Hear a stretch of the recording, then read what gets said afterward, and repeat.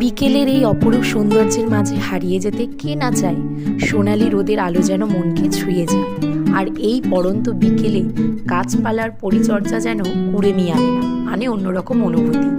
মাঝে মাঝে মনে হয় ছোট বাচ্চারা যেমন আদর যত্নে বড় হয়ে ওঠে, ঠিক তেমনি ছোট ছোট গাছপালা আদর যত্নে একটু একটু করে বড় হয়ে ওঠে এবং ফল ফুল দিয়ে তারা নিজেদেরকে সুন্দর করে সাজিয়ে তোলে।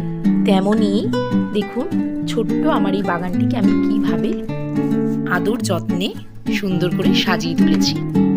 অনেক সময় চারপাশের গাছগুলো আমাদের দেখিয়ে দেয় জীবনের মরে যাওয়া অংশগুলো কিভাবে ছেড়ে ফেলে দিতে হয়। গাছ মানুষের মনকে শান্তি দেয়। একটি গাছ প্রকৃতির সাথে আমাদের সবচেয়ে নিবিড় সংযোগ স্থাপন করে, কিন্তু তা জেনেও আমরা সেটা কখনো উপলব্ধি করি কি? বিকেলে যখন একটু সময় নিজের জন্য বরাদ্দ রাখি, তখন মনে হয় জীবনটা আরো সুন্দর এবং পূর্ণতা পায়। বিকেল বলতে বুঝি একাকী পথ আর বিকেল, ধান ক্ষেতের মাঝে বিকেল, পাতা ঝরা বিকেল, হেমন্তের বিকেল, গরমের বিকেল, শীতের বিকেল, শেষ বিকেল। সব বিকেল কিছু না কিছু যেন নিয়ে তৈরি হয়। গোধূলি বেলা মনে প্রাণে এক অন্য রকম আমেজ এনে দেয়। বিকেল হলে সব পাখিরা তাদের কাজ সেরে নিজের বাসায় ফেরে। আর এই সুন্দর বিকেলটিকে কাজে লাগিয়ে আমিও গাছপালার পরিচর্যাতে মেতে উঠি।